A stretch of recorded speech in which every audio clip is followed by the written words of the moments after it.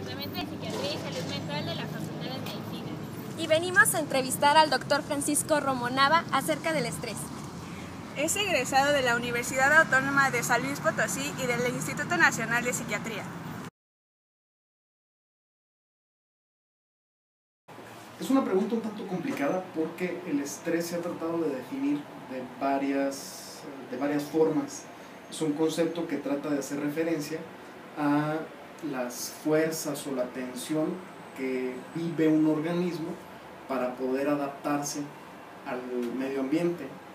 Pero el problema con la definición actual de estrés es que generalmente se refiere a la respuesta fisiológica que sufre un organismo o que debe de tener un organismo en respuesta a lo que se denomina un estresor. Un estresor es aquello que genera una respuesta biológica o fisiológica en un organismo y que lo hace tratar de adaptarse. Entonces, ahí viene el problema de la definición de estrés, que empieza a ser circular.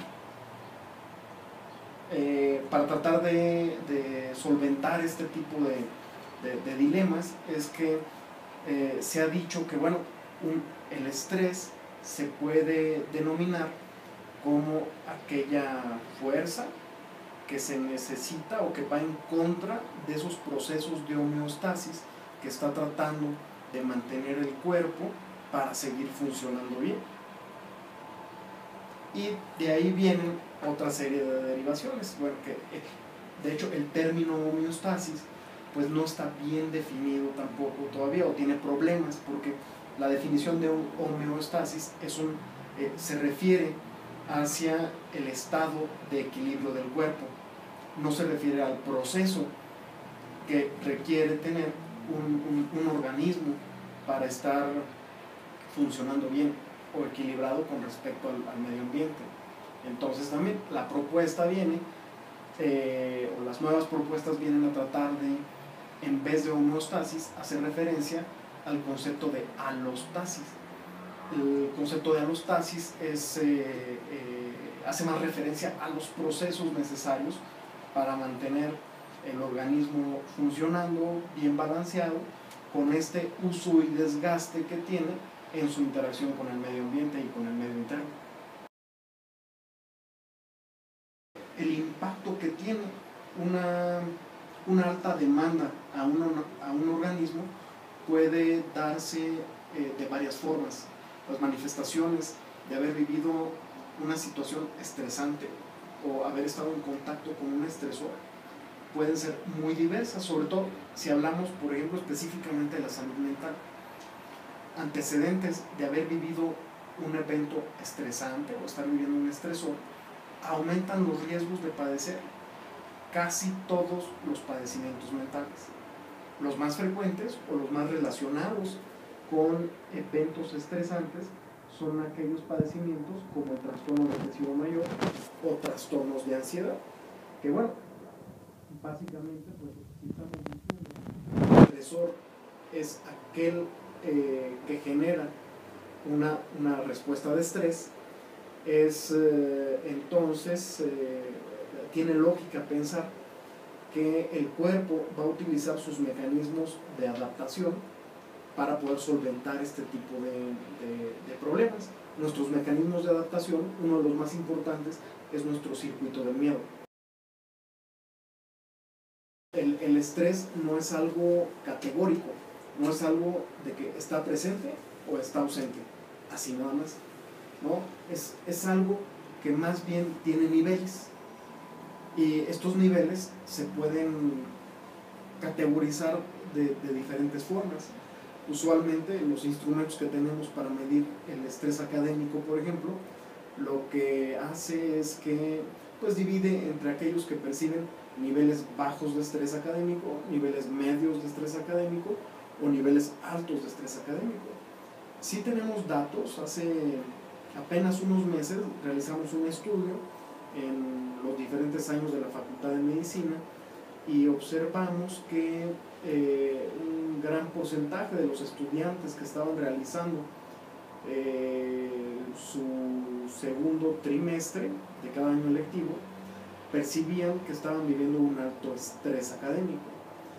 Este alto estrés académico fue uno de los factores que incrementaron más la probabilidad de resultar con un episodio depresivo mayor. Aumentó casi 8 veces la probabilidad de resultar positivo para un episodio depresivo mayor actual, que es muy fuerte. Entonces, básicamente es posible que los síntomas depresivos tengan mucho que ver con nuestra respuesta al estrés que estamos viviendo, sobre todo si ese estrés es crónico, como se vive dentro de las diferentes carreras universitarias. Una persona que está bajo estrés puede tener, podemos tal vez dividirlo en dos tipos de manifestaciones. Unas que son las manifestaciones cognitivas y otras que son las manifestaciones que tienen que ver pues, con las manifestaciones somáticas. En la parte cognitiva, las personas que están bajo estrés están constantemente presionadas, están con ansiedad. Muchas veces la manifestación de la ansiedad llega a ser hasta de una ansiedad flotante, o sea, es como estar constantemente en alerta sin saber por qué, pero constantemente estar así como que algo malo va a suceder, y que eso lleva a otro tipo de ansiedad que se puede vivir en este sentido, que puede ser la ansiedad anticipatoria o la anticipación catastrófica. Una persona bajo estrés constante o bajo estrés intenso empieza a anticipar más peligros de los que en realidad hay, ¿no? Tiene esta visión de que algo malo va a suceder y así proyecta sus pensamientos. Cansa mucho el estrés y puede asociarse con alteraciones en el ánimo, como tener un ánimo ansioso, tener un ánimo deprimido, triste, o estar muy irritable. Las personas que están bajo estrés pueden llegar a estar muy irritables, muy explosivas. Pues depende también del contexto. Por ejemplo, en un ambiente laboral se habla mucho de esto del desgaste laboral, y no es más que una exposición crónica a situaciones estresantes. Y bueno, en ese sentido no somos tan diferentes de las reacciones de estrés que tienen los animales ante modelos de estrés crónico.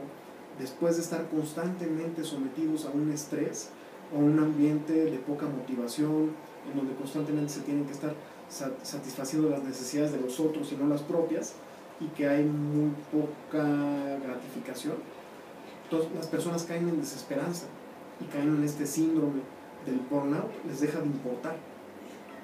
Eso también sucede en otros organismos que tienen sistemas muy parecidos a los nuestros, pero digamos es otro tipo de manifestaciones que están asociadas. Pero hablamos de la ansiedad y de la depresión como principales manifestaciones o como principales posiblemente padecimientos relacionados al estrés, pero también las personas que son vulnerables a otro tipo de padecimientos, como por ejemplo la esquizofrenia, si la someten a un estrés crónico, es más probable que vayan a tener un curso diferente o un inicio del padecimiento más temprano. Las personas que tienen estrés crónico también pueden caer más fácil en trastornos por consumo de sustancias, etcétera, etcétera, etcétera. El impacto del estrés va a depender mucho de factores de vulnerabilidad y factores de protección. De los factores de vulnerabilidad que puede tener una persona es el antecedente de haber tenido otros eventos estresantes en la vida, el antecedente de algunos padecimientos mentales dentro de la familia, sobre todo dentro de los familiares de primer grado, una pobre atención por parte de la familia durante periodos clave como son la niñez y la adolescencia, y esto, bueno, más en el sentido, digamos, neurobiológico como consecuencia que en el sentido propiamente del tipo de disfunción familiar que se pudo haber vivido. El antecedente de abuso en la infancia o de violencia en la infancia, o el antecedente de abuso en la adolescencia o de violencia en la adolescencia, son factores importantes que se han relacionado o que se han identificado como factores de riesgo para tener un menos eficiente manejo del estrés y más consecuencias en términos de padecimientos mentales en la vida adulta, ¿no? De los factores, digamos, protectores, hay un término que es la resiliencia, que es pues esta capacidad de poder afrontar los obstáculos y poder pues seguir adelante, adaptarse. Entonces hay ciertas características temperamentales, ciertas partes de la personalidad de las personas que se han vinculado más a tener esta capacidad de resiliencia que otras, que más bien se considerarían como factores de riesgo.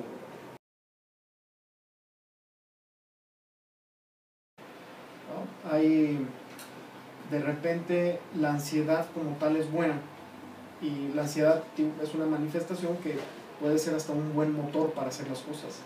Si uno está preocupado porque va a tener un examen, bueno, es más probable que vaya a estudiar que aquellas personas que no se sienten preocupadas o que no les importa ese examen. Entonces, en ese sentido, pues la ansiedad ahí es funcional, es adaptativa. Cuando la reacción ante un estímulo o la preocupación por una situación que pudiera representar peligro es sobredimensionada, es más intensa o dura más de lo que debería de ser, entonces ya empieza a ser problemático. Sobre todo yo creo que la raya que podemos pintar es cuando la persona empieza a sufrir a partir de las respuestas al estrés y cuando empieza a tener consecuencias en cualquier parcela de su funcionamiento.